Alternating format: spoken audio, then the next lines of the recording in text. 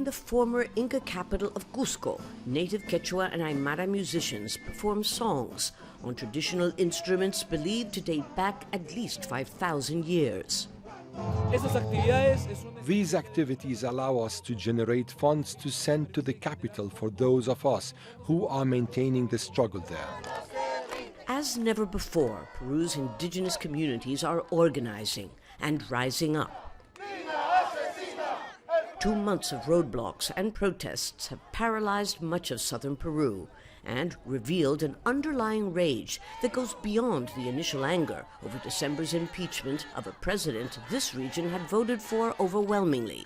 The capital, Lima, is only 600 kilometers northwest of here. But for Peru's indigenous peoples, it's a different world, one that they tell us discriminates them. And not just recently, but for decades, in fact, centuries from the time of the Spanish conquest. Peru is a centralized country where the lion's share of wealth and power is in Lima. Protestors insist that Peru's gold, silver, gas, and oil all come from this region, but that the indigenous communities get crumbs in return. Since we have so much wealth, we should have access to technology, modern techniques, the internet. Instead, we continue working the land with oxen and picks. But we've had enough. We won't give up until we're heard and treated like Peruvians who have rights. At every roadblock, protesters sing a song that has become viral against the new president, Dina Boluarte. Dina, assassin, the people repudiate you. How many more deaths do you need before you resign, it says. A reference to the more than 50 people killed in recent protests, the majority of them in this region.